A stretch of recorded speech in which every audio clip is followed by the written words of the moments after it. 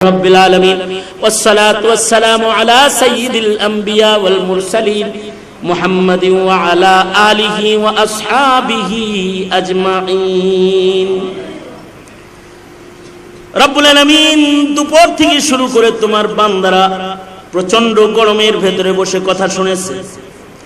একেবারে সবার শেষ ভাগে গোলাম বসে কিছু কথা বলেছি। পিতৃত্বের হক কেমনে আদায় করবে, আবু আজদাদ আকাবির পয়গম্বরদের কথা তোমার বান্দাদের কানে পৌঁছে দিয়ে পিতৃত্বের আফকারকে তোমার বান্দাদের সামনে তুলে ধরেছে। রব্বুল আলামিন ভিক্ষুকের মতো দুইটা হাত বাড়ায়ছে, জিন্দেগীর সব গুনাহ মাফ করে দাও। ইয়া আল্লাহ মজমাকে কবুল করে নাও, হাজিরিনতে যারা তাদেরকে জাযায়ে খায়ের দাও। উলামা হযরত যারা দূর দারাজ থেকে এসে লম্বা সময়ের ইন্তজার করেছে, ইয়া আল্লাহ তাদেরকে নিয়ামাল বদল দাও। যে সকল যুবকরা বসে রয়েছে ওদের দিন জিন্দার সৈনিক হিসেবে ওদের কবুল মঞ্জুর করে নাও। পর্দার আড়ালের মা বোনদের হযরত ফাতেমা খাদিজা বানায়া দাও। মজমাকে কবুল করে নাও। পায়ে তাকমিল পর্যন্ত এই মাদ্রাসা ইয়া আল্লাহ ইফতা বিভাগ সহকারে সকল বিভাগ মওজুদ রয়েছে। ইয়া আল্লাহ এই মাদ্রাসা দিন দিন তারাক্কি দাও। কমিশনার মামা সহকারে যারা এই মাদ্রাসার সাথে জড়িয়ে আছে, স্নেহের গাজী আল মাহমুদ সহ যারা দায়িত্ব পালন করছে, রব্বুল আলামিন সকলকে তুমি কবুল মঞ্জুর করে নাও। আর মাদ্রাসার জমিন আজকে রেজিস্ট্রি হয়েছে, ইয়া আল্লাহ কবুল করে নাও।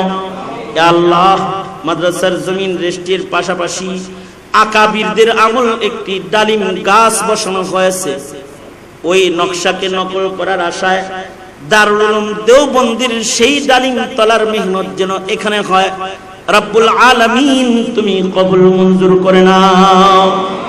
আয় রব্বি করিম, ইয়া আল্লাহ আমাদের সকলকে দ্বীনের নিসবত দাও। ইয়া আল্লাহ আমাদের ময় মুরব্বী যারা কবরে চলে গেছে তাদের মাফ করে দাও। ইয়া আল্লাহ যারা অসুস্থ তাদের সুস্থ করে দাও।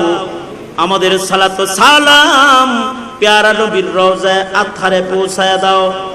যত কল্যাণ সব আমাদের দাও, অকল্যাণ আর অমঙ্গল হইতে আমাদেরকে বাঁচাও। ইয়া আল্লাহ রব্বুল আলামিন অত্র এলাকায় সুন্নতের হাওয়া চালু করে দাও।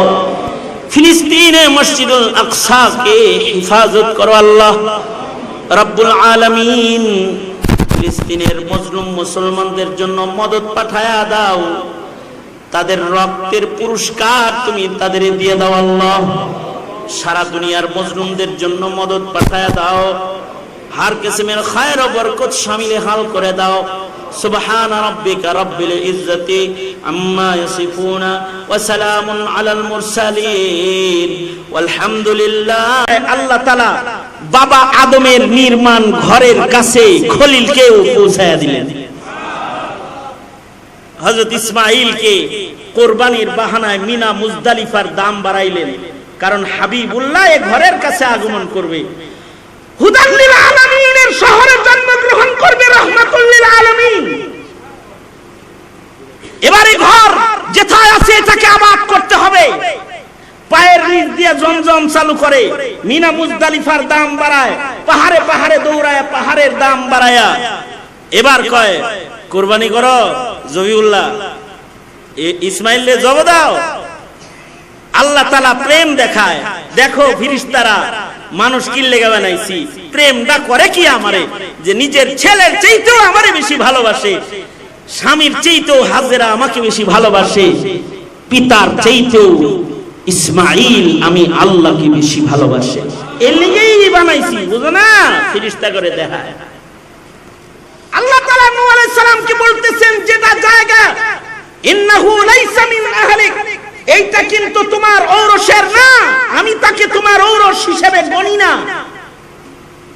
ছেড়ে দাও, তার চিন্তা বাদ দাও। যেগুলো তোমার রবের কথা মানে ওইগুলারে লয়ে না উঠে যাও। এই নূহ আলাইহিস সালাতু ওয়াস সালাম আল্লাহর নির্দেশে 40 জন পুরুষ আর 40 জন নারীকে নিয়ে নৌকায় আরোহণ করলেন। মহাপ্লাবন হলো, সারা দুনিয়া তছনছ হয়ে গেল। বলা হয় এই মুহররমের 10 তারিখে এই নৌকা তীরে ভিড়ল। এই মুহররমের 10-এ নৌকা তীরে ভিড়ল। ঐতিহাসিকদের, ইতিহাস বর্ণনাকারীদের কোন বক্তব্য এরকম এসেছে, এই 40 জন নারী আর পুরুষ দিয়ে এই পৃথিবী সেকেন্ড টাইম আবার আবাদ হলো, মানুষ জন্ম শুরু হলো, পৃথিবীতে আবার ঈমানদারদের রাজ কায়েম হলো। কিন্তু যেহেতু নূহ নবী থেকে ইব্রাহিম পর্যন্ত মশহুর তেমন বড় কোন পয়গম্বরের নাম ইতিহাসে আসে না, মানুষগুলো দাওয়াত শূন্যতায় আবার পুরান জায়গায় ফিরে গেল। দাওয়াত নাই তো, দাওয়াত বন্ধ করা। দাওয়াত বন্ধ করলে একাত্মবাদ বিদায় নেয়, দাওয়াত বন্ধ হয়ে গেলে ইবাদত বিদায় নেয়, নবীদের আওয়াজ বন্ধ হয়ে গেলে দ্বীন বিদায় নেয়। ওই যে মশহুর কোন নবীর আগমন নাই, দাওয়াত বন্ধ, এবার আবার সব পুরান জায়গায় ফিরে গেল। যে এবার সারা দুনিয়াতে একজন মানুষ আল্লাহ বলনেওয়ালা নাই, এমন পরিবেশ কায়েম হয়ে গেল। আর সব কাফেরের লিডার হয়ে গেল নমরুদ। সারা দুনিয়া তখন নমরুদ কন্ট্রোল করে, সারা দুনিয়ার বাদশা। আর সারা দুনিয়াতে বহুত্ববাদ প্রতিষ্ঠা পেয়েছে, একাত্মবাদ বিদায় নিয়েছে। আরো জঘন্য কথা হলো, এই শয়তান নমরুদ মানব জাতির প্রথম জঘন্য মানুষ যে নিজে খোদাও দাবি করেছে। এখন এই জমানায় তো খোদা দাবি করেন না মানুষ আর নাই। আরে কি কেউ কি কইছে যে আনা রব্বুকুম? কইছে? কয় নাই কেউ। কিন্তু ওই সময়ে কিন্তু নমরুদ বলে ফেলছে আমি তোমাদের রব। নাউজুবিল্লাহ। কোরআন বলে 2 জন মানুষ খোদা দাবি করেছে, তাদের ভেতরে একজন নমরুদ আর একজন ফিরআউন। এই মুহররমে এই খোদা দাবি করনেওয়ালা বলা হয় 2 জন এই মুহররমেই শেষ হয়েছে। নমরুদও মুহররমেই শেষ হয়েছে, কারণ বলা হয়, ইতিহাস বলে, কেউ ঐতিহাসিকদের কারোর বক্তব্য, অগ্নিকুণ্ডলী থেকে হযরত ইব্রাহিম আলাইহিস সালামও এই মুহররমুল হারামে বেরিয়ে এসেছেন, ওনাকে অগ্নিকুণ্ডলীতে ফেলেছে। আর এই নমরুদ মিয়া এরপরে কিছুদিন বাঁচা ছিল, পরের বছর আইতে আইতে নিজের মাথায় নাক দিয়ে মশা ঢুকে নিজেই লাঠির বাড়ি খাইতে খাইতে মাথা ফাটতে এক সময় হে নিজেও এই মুহররমে মরছে। এই পৃথিবী খোদা দাবিদার জালিম থেকে মুহররমে মুক্তি পেয়েছে ইব্রাহিম আলাইহিস সালাতু ওয়াস সালাম, ইব্রাহিম বাবার কুরবানির মাধ্যমে। ইব্রাহিম আলাইহিস সালাতু ওয়াস সালাম এই পৃথিবীতে যখন আগমন করেছে, ইমানদার বলতে কেউ নাই, আছে জালেমরা। জালেমদের জালিম রাজা হলো নমরুদ। আর তার কাছে গণকরা এসে বলে, এই ইব্রাহিম আইতাছে, কিন্তু তোমার টেংরি টুংরি ভাঙ্গা কিন্তু চাকরি বাকরি গোল বানায় লাইবো, খলিলুল্লাহর আগমন ঘটতেছে। ওই সময় এই নমরুদ ঘৃণ্য কিছু জুলুম মানুষের উপরে করেছে। তার ভেতরে একটা হলো স্বামী স্ত্রীদেরকে আলাদা করা। নমরুদ আইন করেছিল কোন স্বামী স্ত্রী একসাথে থাকতে পারবে না, কারণ বাচ্চা হইলেই যদি ইব্রাহিম আয়া পড়ে। এই জন্য আইন হলো স্বামী থাকবে এক এলাকায়, পুরুষ থাকবে এক এলাকায়, মহিলা থাকবে এক ঘরে, পুরুষ থাকবে আর এক ঘরে। নারী পুরুষ এক ঘরে না, পুরুষ এক ঘরে, মহিলা এক ঘরে। কিরকম জঘন্য আইন করছে চিন্তা করে দেখেন। কিন্তু যাকে এই আইন বাস্তবায়ন মন্ত্রী বানাইছে আজর, আল্লাহ তাআলা হেরেই তার বোর ঘরে চুপি চুপি লয়ে গেছে।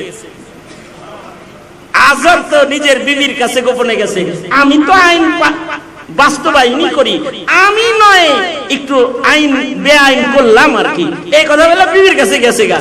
আর ইব্রাহিম আলাইহিস সালাতু ওয়াস সালাম আজরের ঘরে মায়ের পেটে চলে আসছে। এইবার গণকরা জিন্নাতরা খবর দিছে, নমরুদ কামটা কিন্তু শেষ হয়ে গেছে, পাহারা টাহারা যাই লাগাইছো, ইব্রাহিম কিন্তু পেটে আয়া পড়ছে। ইব্রাহিম আগমন করতেছে, নমরুদ দ্বিতীয় আইন করেছে, জাগর পেট উঁচা পাবি সেগুলোর গলা কাটবি।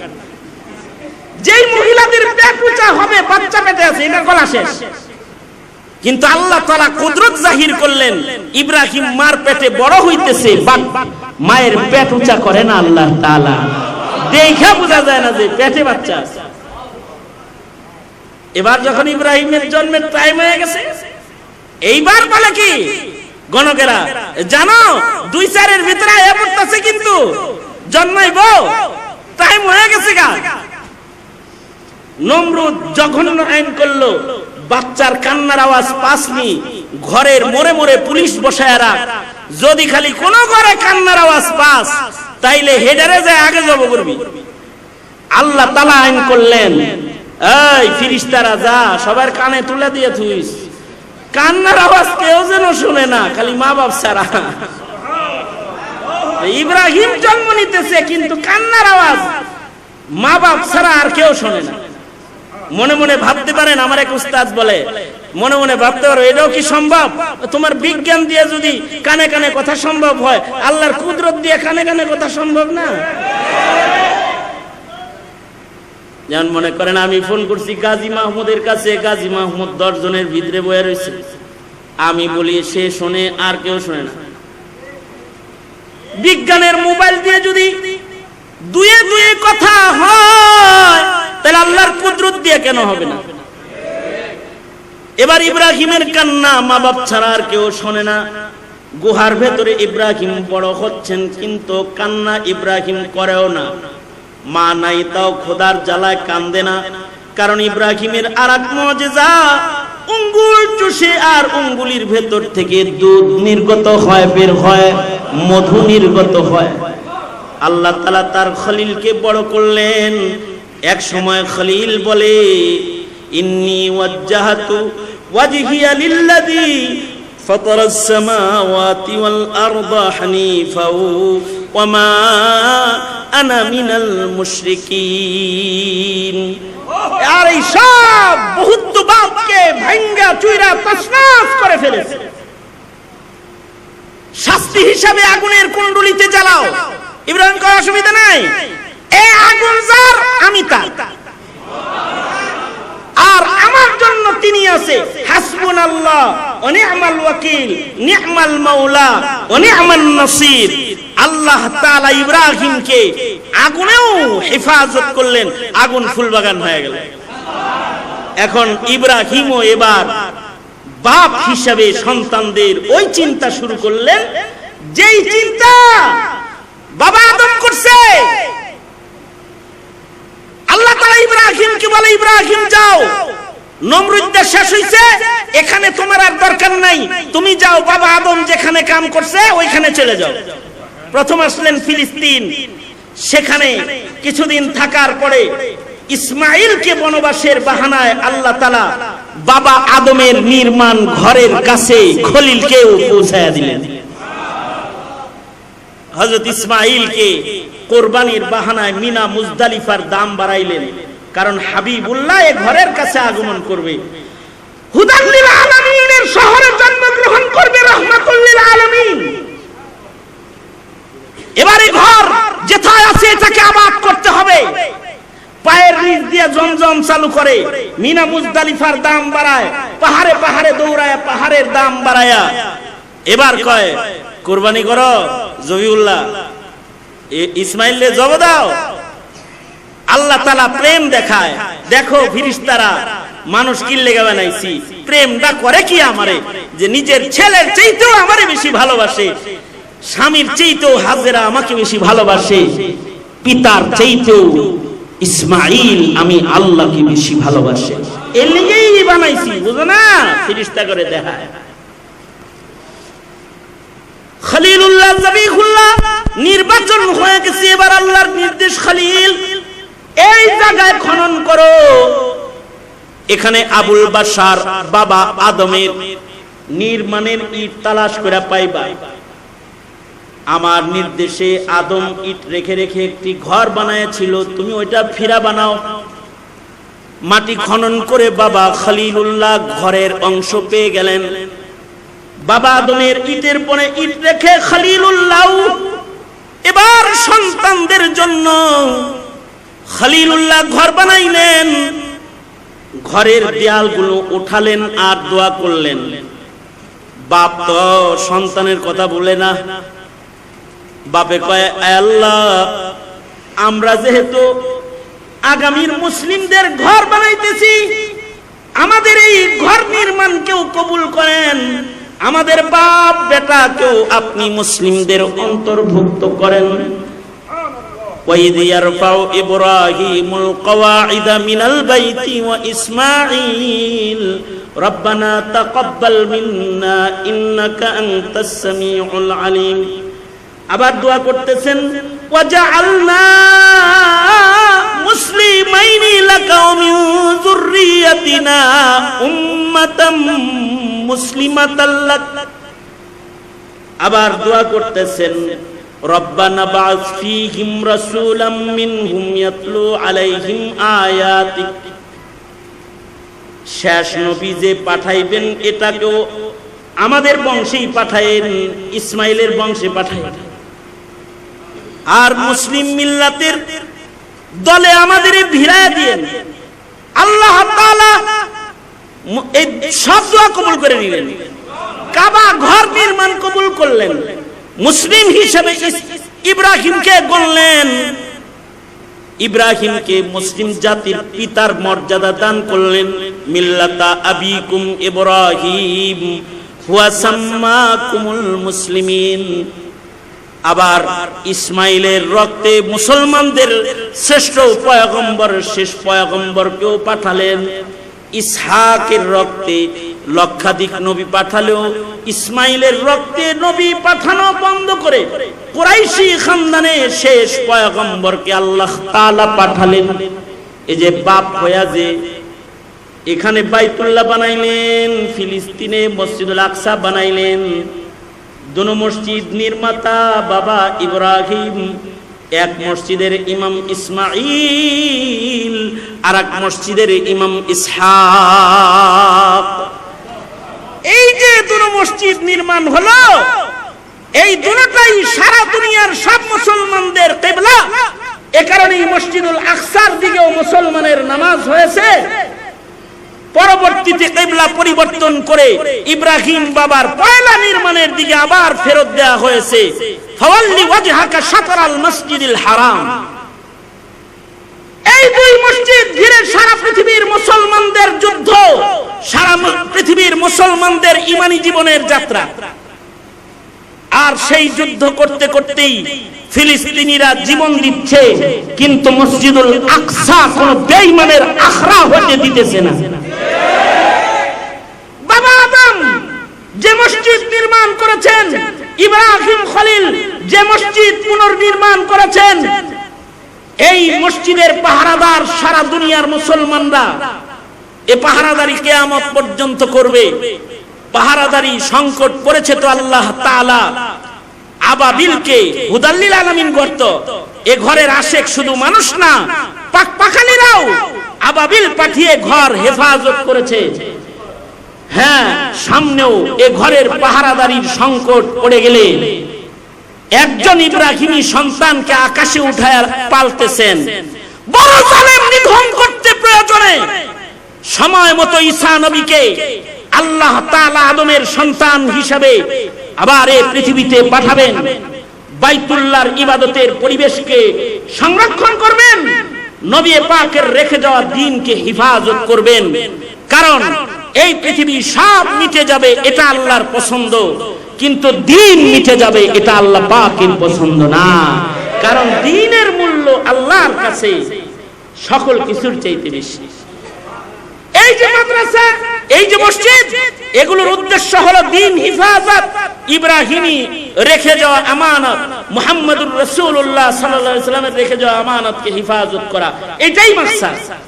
সুতরাং আপনারা যারা পিতার জাত আছেন, আপনি পিতা ততক্ষণ পর্যন্ত পিতা না যতক্ষণ পর্যন্ত সন্তানের দ্বীনের ফিকির না করবেন। রুটি রুজির ফিকির করার নাম পিতৃত্ব না, দ্বীনদারির ফিকির করার নাম হলো পিতৃত্ব। দ্বীনদারির ফিকির করার নাম পিতৃত্ব। বুঝলে বুঝপাতা, না বুঝলে নাকি তেজপাতা? বুঝলে বুঝেন গা। ফিকির চালু করেন গা। আর যদি না বুঝেন তাহলে সিলেবাস পরিবর্তন করে দ্বীনকে মিটায় দিয়ে যারা আপনার সন্তানকে বেয়াদব বানাচ্ছে, সমকামী বানাচ্ছে, জেনাকার পাপাচার বানাচ্ছে, যদি নির্বোধ হন তাহলে তাদের হাতে তুলে দেন। আর যদি পিতা হন তাহলে সন্তানের কাছে দ্বীন তুলে দেন, দ্বীনের দাওয়াত তুলে দেন, দ্বীনের শিক্ষা তুলে দেন। আর এই মাদ্রাসার উদ্দেশ্য দ্বীন শিক্ষা, এই মসজিদের উদ্দেশ্য ইব্রাহিমী ইবাদতের শিক্ষা এবং ইব্রাহিমী ফিকিরকে জমিনে জারি করার মেহনতের আয়োজন। আল্লাহ তাআলা আমাদের সবাইকে বোঝার তৌফিক দান করুন। আলহামদুলিল্লাহ।